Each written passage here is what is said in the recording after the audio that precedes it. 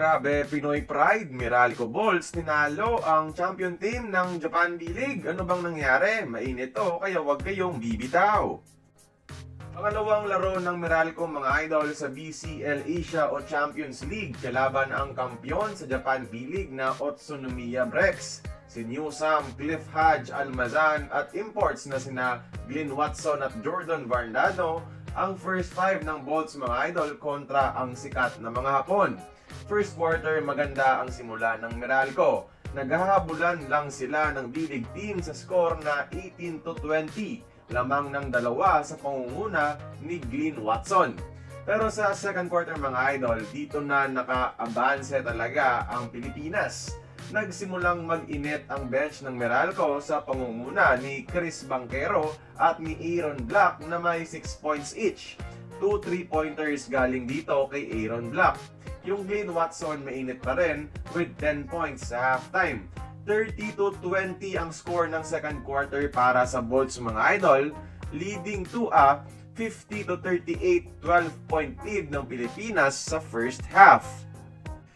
Sa second half mga idol, halos patas lang pareho ang dalawang kupunan. Sagutan ng tira, sagutan ng mga scoring runs. Pero dahil maganda ang first half ng Bolts, nanalo sila sa defending champion ng Best League sa Asia ngayon sa Utsunomiya Brex sa score na 97-86, 11-point lead.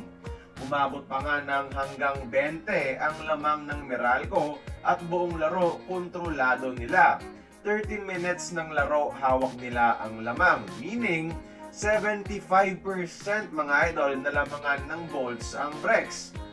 Ang story of the game mga idol ay yung 3-point shooting ng Meralco at 40% habang nasa low 30s naman yung sa Japanese team. Yung domination ng Meralco sa paint mga idol maganda din, outscoring the Japanese team. Si Meralco import Glenn Watson ang nanguna na may 17 points, 8 out of 8 sa free throw line. Si Chris Banquero meron ding 17 points off the bench. 17 din galing sa import na si Jordan Varnado. Sinundan ni Cliff Hodge na may 16 points at yung isang import naman na si John Egbuno, solid 12 points, 13 rebounds ang binigay. Sa Japan naman, yung American import na si DJ Newbill, 13 points lang ang ginawa. At si Makoto Hajima lang ang tanging local na nakaabot ng double digits na may 11 puntos.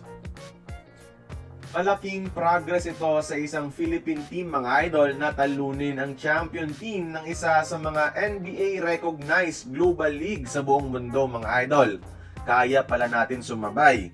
Salamat Meralco! Kaya mga idol, pa-comment naman ng congratulations sa Meralco Bolts sa ating comments section.